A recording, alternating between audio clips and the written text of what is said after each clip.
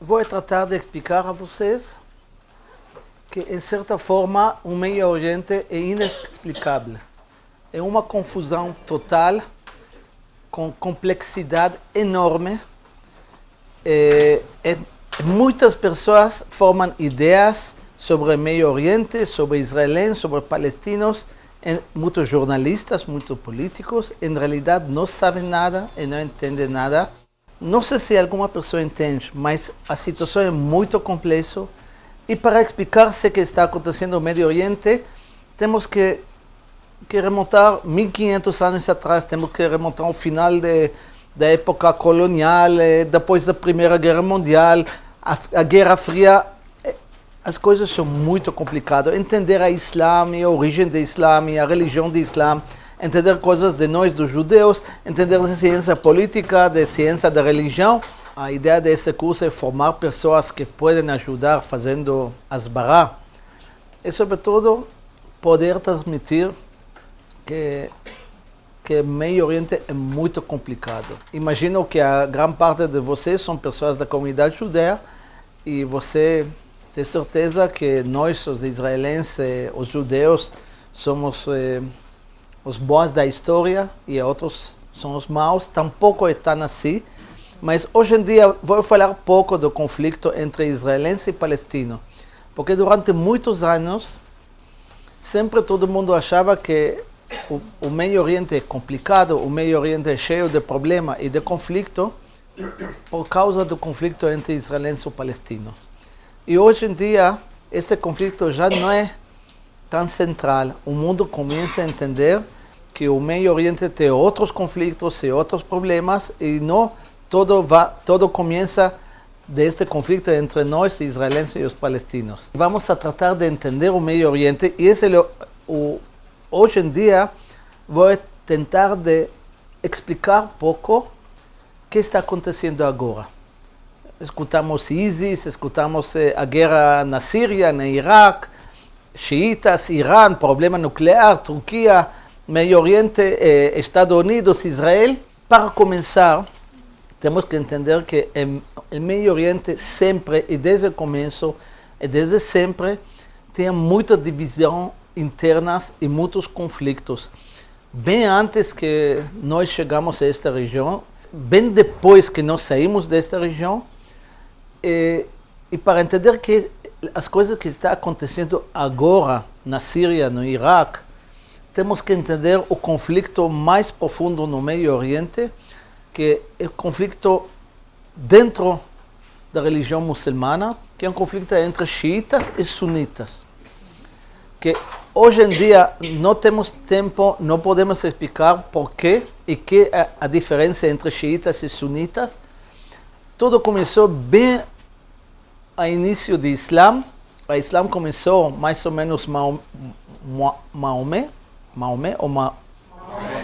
Maomé. Praticamente conquistou, começou suas pérdidas e sua influência no ano 622. Ele morreu 10 anos depois, já com toda a Península Arábica conquistada, e 2 anos depois os muçulmanos começavam a sair, os árabes, e em menos de um século conquistavam 2 impérios, grande parte do Império Romano-Bizantino, chegaram até a Península Ibérica, e praticamente conquistavam outro império grande, que é o Império Persa. E já em começo, 30, 40, 50 anos depois de Maomé, começavam brigas internas, que não vou entrar agora a explicar porquê, política interna, divisão religiosas, étnicas entre os persas e iraquis, sobretudo, e os árabes sírios, por outro lado. A divisão, digamos, a fissura entre xiitas e sunitas começou no ano 680. Os xiitas, que foi mais briga política interna no ano 680, eles perderam numa batalha bem crucial e já começavam a afastar-se da vida central política dos muçulmanos, e pouco a pouco, mais ou menos durou 2, 3 séculos mais, se formou uma versão diferente do Islã, que os xiitas, que hoje em dia representam mais ou menos no máximo 15%. Aqui podemos ver onde moram os xiitas, sobretudo Irã, sobretudo grande parte de Iraque, também Líbano e também a zona costeira da Síria, Iêmen e todo. E aqui, não sei se dá para ver nesta pantalla, que não é muito clara, mas é que muito interessante, podemos ver aqui a porcentagem, imagino que não podem ver. Então, Irã é praticamente todo xiita, em grande parte, 90%, mas na Iraque são mais ou menos 60%. Iraque foi dominada pelos sunitas desde a época otomana, e quando caiu Saddam Hussein, os xiitas aí tomavam praticamente o governo, e hoje em dia Iraque está bem dominado por Irã. Mas o que é mais interessante ainda é que todo o Golfo Pérsico, também estados que não são xiitas, como a Arábia Saudita, como os Emiratos, etc., não são estados xiitas, mas a população que mora lá é xiita. Na Arábia Saudita, 15% até 20% da população é xiita, mas eles moram num estado sunita, mas a zona onde eles moram é bem crítica e mais importante para a economia. Então, o poder central da Arábia Saudita sabe que na zona do poço de petróleos, a população é xiita, em grande parte. Então, sempre tem esse medo que Irã quer conquistar todo o Golfo Pérsico para ter controle sobre todo o petróleo. Então, desde a Revolução Comunista, a Shia está em ofensiva. Nunca vão poder conquistar todo o mundo árabe, mas hoje em dia eles têm mais influência política que nunca. E vamos ver depois tudo o que está acontecendo na Síria e na Iraque. Tem que ver também com essa pretensão do iraníes ter cada vez mais controle sobre o Meio Oriente. Aqui podemos ver uma explicação, uma mais, de toda essa complexidade do Meio Oriente. Não podemos ver todos os detalhes, mas sei que podemos ver muitos colores. Tem muitas dezenas de etnias no Medio Oriente. É uma mistura muito grande. Em realidade, no Medio Oriente tem etnias, tem tribos, não tem nação. A ideia nacional nunca existiu no Medio Oriente, nunca existiu no mundo. É alguma coisa moderna. O primeiro Estado-nação é França. Depois da Primeira Guerra Mundial, que vamos ver pouco outra diapositiva, se formaram estados, mas esses estados não têm ideia nacional, não têm coisas em comum, não têm religiões em comum. Em cada estado tem muçulmano, cristão, muçulmanos de vários tipos, cristãos de vários tipos, tem muitas etnias. A única nação verdadeira no Meio Oriente, que era bem nação, bem antes do movimento nacional moderno, sabe quem é? Egito. Egito, em realidade, é país árabe, mas os egipcianos sentem, antes de ser árabe, antes de ser muçulmanos, egípcios. Pela geografia, porque está o Vale do Nilo, por um lado um deserto gigante, por outro lado um deserto gigante, então esse cria como a identidade diferente. Mas todos os demais são nações fictícios que hoje parece que perdem cada vez mais esta ideia de Estado que tinha antes, se tinha. Aqui podemos ver, em grande parte, o Meio Oriente de hoje, a criação da época, final da época colonial, sobretudo os poderes britânicos e o poder francês. Podemos ver aqui as bandeiras da dominação de cada poder colonial. Esse é o mapa do Medio Oriente em 1914. França, Britânia, por um lado, e por outro lado o Império Otomano, que tinha que cair por lo menos 150 anos antes, porque perderam sua força, tinham muitos problemas internos, mas Britânia e França sabiam que se eles vão cair, os russos vão chegar ao mar Mediterrâneo e não deixavam os turcos, os otomanos cair, porque não queriam que Rússia mais de uma vez quase chegou até as portas de Istambul. e não podiam terminar esta ambição de fazer derrubar o Império Otomano. Mas finalmente caiu em 1918, depois da Primeira Guerra Mundial, e se criou outro Novo Oriente. Aqui podemos ver o Império Otomano, em verde, se que quedou, era muito mais grande antes, toda a África do Norte, chegaram até Viena, duas vezes, a última vez em 1683, pouco tempo, 250 anos atrás, ainda foram uma grande ameaça para a Europa, mas depois retrocederam e esse é o final. Então, depois se criou outro estado que é um estado diferente que a Turquia, mas não vamos falar muito deles hoje.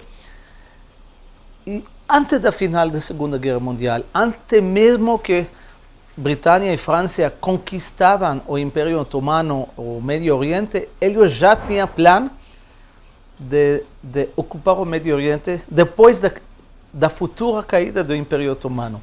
Este mapa foi desenhado pelos dois oficiais, um inglês que se chamou Sykes e outro francês que se chamou Picot. E veja bem, este mapa é quase a fronteira atual. Bom, não exatamente, mas esta linha, por exemplo, é a linha atual da fronteira da Síria.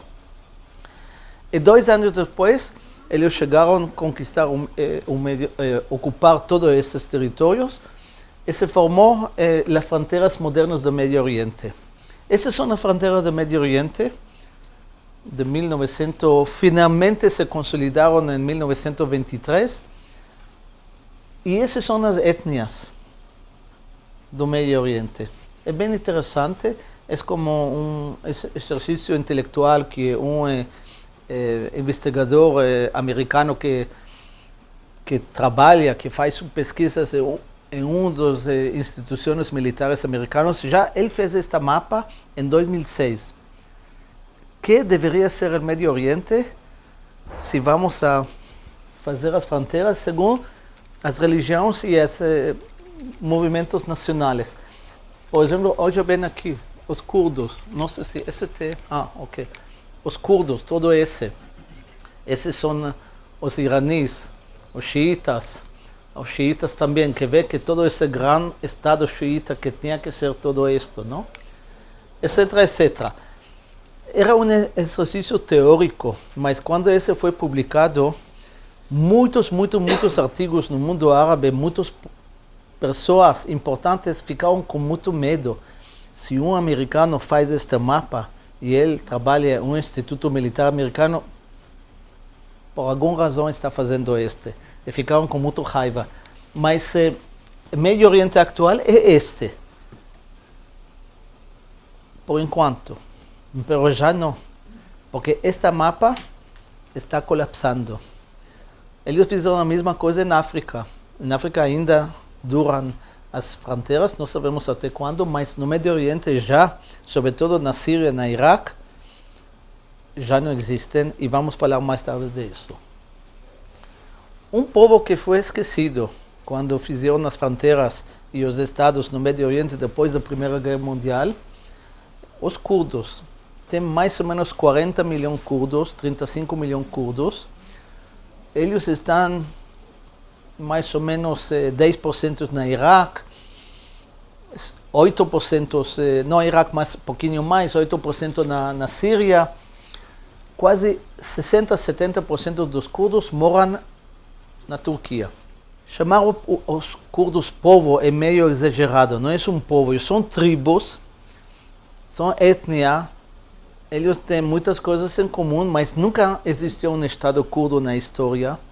Eles falam um idioma diferente, que não é árabe, mas se sentem como etnia. Hoje em dia, eles quase têm independência aqui no norte do Iraque, que tem um estado autônomo curda, que se criou depois da caída de Saddam Hussein, já que tem quase agora 15 anos de vida, mas nunca deixam eles formar um estado independente em realidade, porque todo mundo tem medo dos turcos, porque para os turcos é uma ameaça permanente.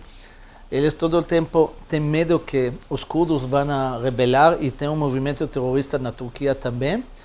E grande parte se queremos entender o que está acontecendo na Síria ou no Iraque hoje, também tem que ver com deste medo que os turcos têm dos curdos, da aspiração nacional que os curdos têm. Bom, Primavera Árabe. Lembram que uma vez falaram disso? Isso foi 5 anos atrás. E hoje, ou já 2 ou 3 anos atrás, todo mundo entende que esta Primavera Árabe, em realidade, foi um inverno islâmico.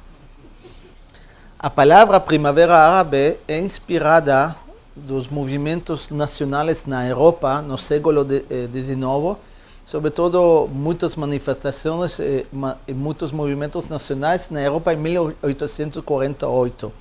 E esse movimento se chamou a Primavera das Nações, que foi a origem da criação de Estados nacionais, mais tarde em toda a Europa. Mas a realidade árabe, a realidade muçulmana, é totalmente diferente. É verdade que este movimento começou pelo Facebook e redes sociais, e muitas pessoas, estudantes, mas finalmente terminou em nada. Quizás Tunísia, que não podemos falar muito deste, que sempre foi um estado um pouco mais avançado, mais ou menos mudavam as coisas, e tampouco podemos analisar agora por quê e por que neste momento, mas sobretudo porque o modelo de estados em todo o Médio Oriente já não funciona faz muito tempo. Isso também porque tem um atraso econômico imenso, gigante, milhares e milhões de jovens que vão estudar nas universidades e depois não têm trabalho, que tem dictadores em todos os estados e eles não dão solução. Hoje em dia, o Medio Oriente está mudando e vários estados já não existem. Líbia não existe mais. Está dividido em 3 regiões. Está em Iêmen, tem uma rebelião bem grande. Síria, vamos falar mais tarde. Mas um resultado importante do Médio Oriente, desta Primavera Árabe, que a Primavera aconteceu durante o governo de Obama. E a forma que o governo de Obama actuou, ou melhor dito, não actuou, tinha muitas implicações e muita ressonância. Obama, porque por muito tempo, sobretudo os Estados Unidos, mas outros poderes europeus, e podemos falar também dos russos, soviéticos, tinha aliados que eram ditadores, estados que não eram democracia, mas as coisas mais ou menos funcionavam, elites corruptas, mas com apoio dos Estados Unidos, político e econômico.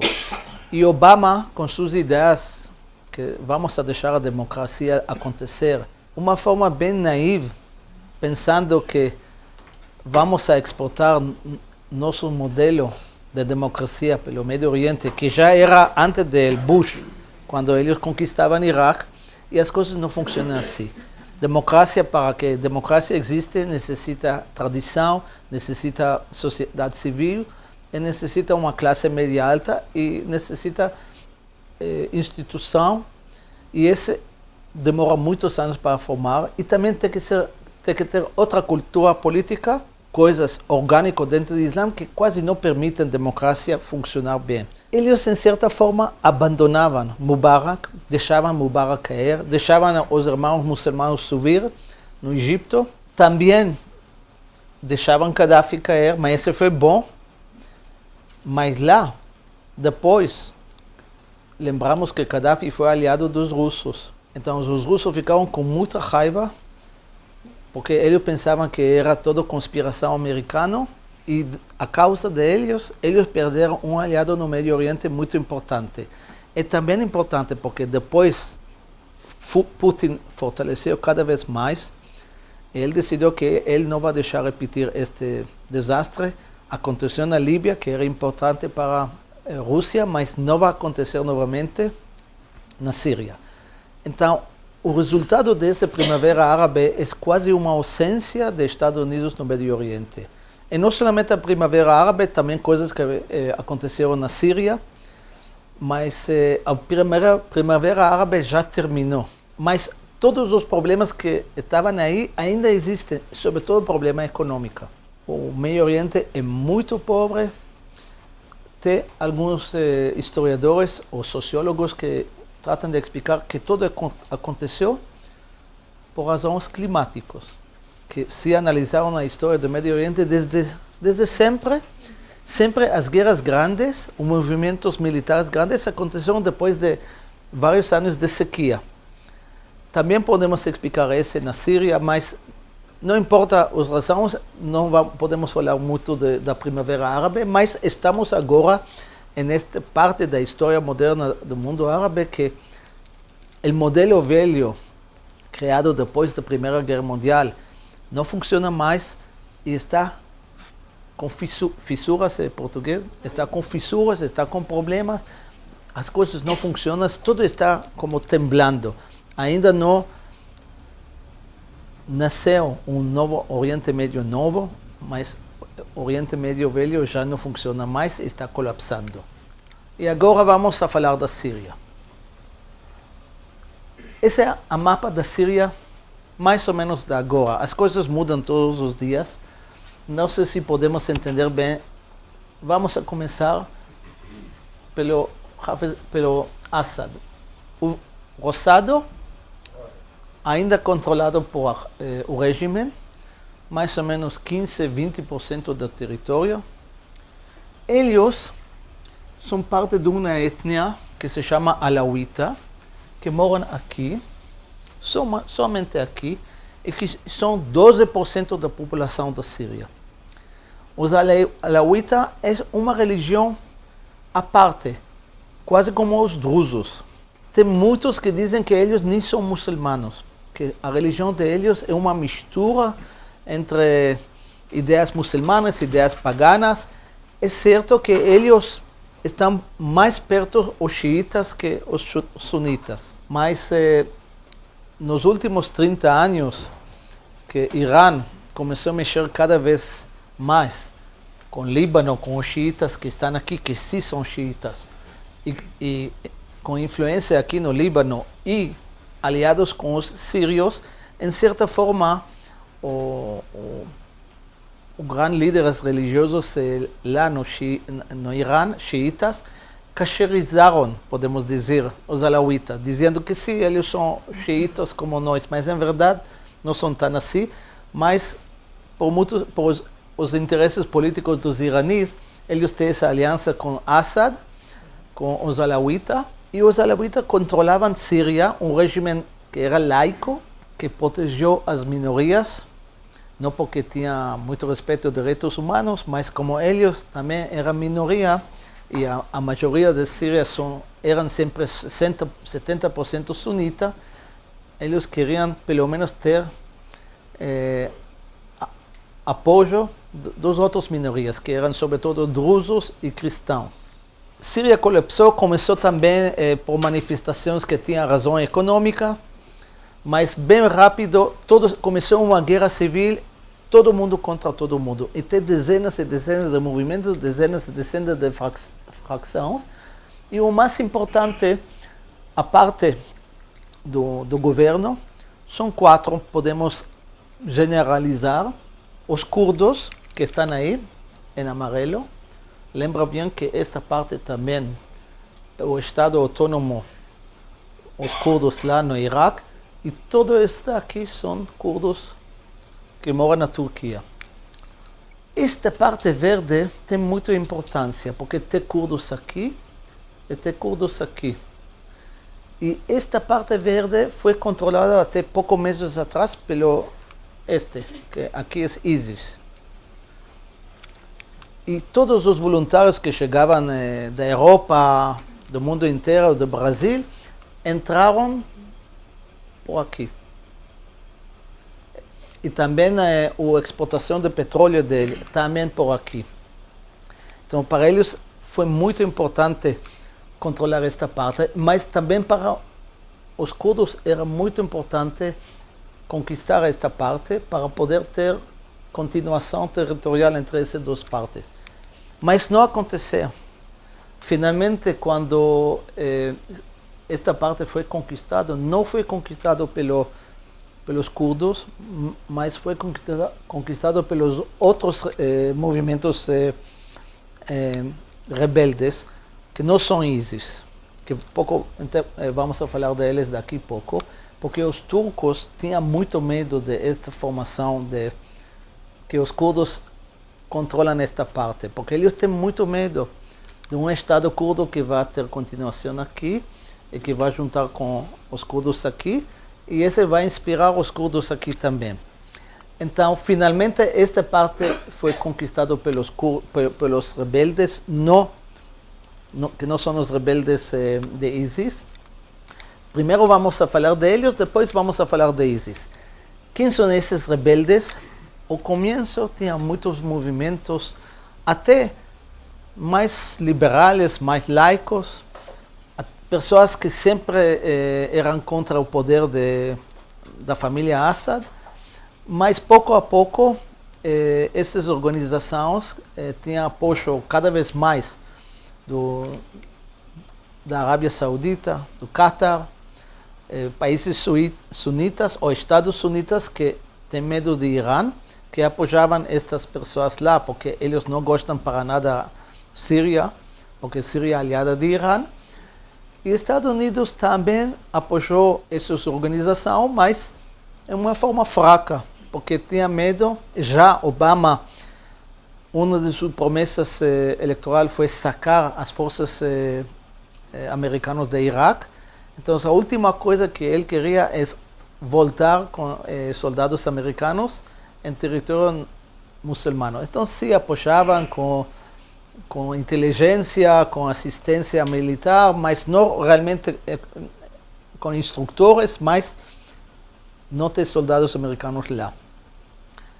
Obama tinha uma posição firme, e ele falou, já 3 anos atrás, se alguma pessoa, alguma organização vai utilizar armas químicas, nós não vamos a permitir e vamos a atacar. E aconteceu finalmente.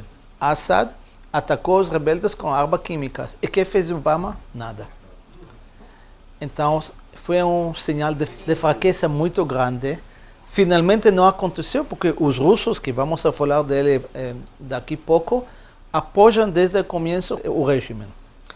E eles ofereceram aos americanos outra forma de parar com as armas químicas, e fizeram um acordo que Assad e suas forças armadas vão desmantelar todas as armas químicas.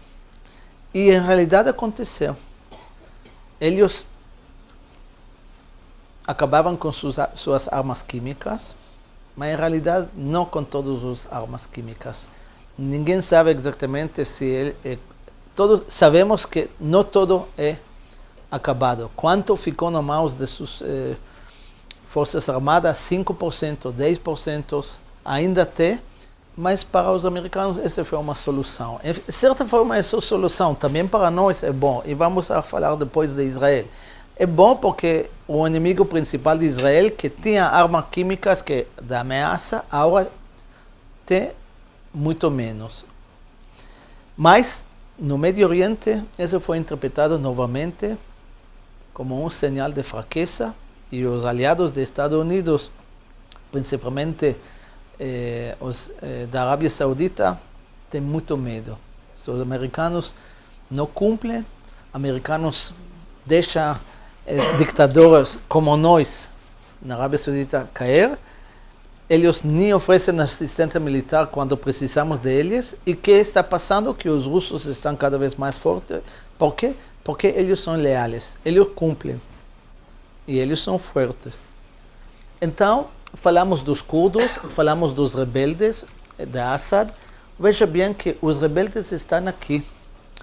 A fronteira de Israel com Síria está praticamente 90-95% controlados por organizações rebeldes que são mais ou menos com a filosofia da Al-Qaeda, não são nada buenos, são também extremistas muçulmanas, mas não são ISIS. ISIS só chega mais ou menos aqui.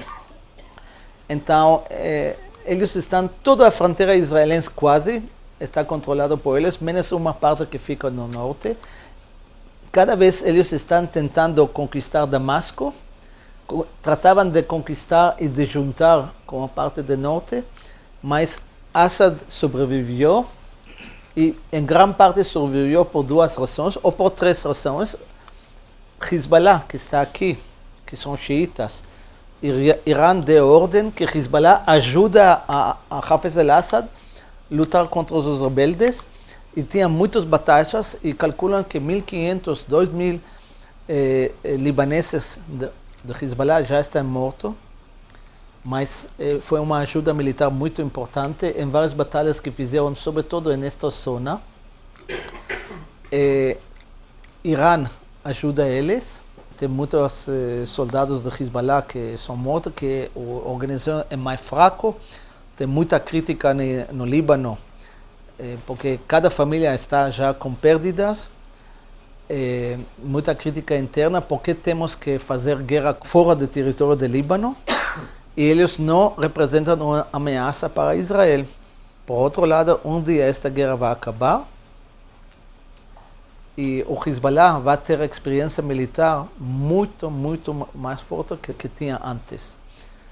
Eles aprenderam a fazer guerra em forma complexa, fazer logística, coordenar forças. E antes era organização terroristas que tinha suas bandas, e agora é um exército. E um dia toda essa experiência militar vai ser contra nós.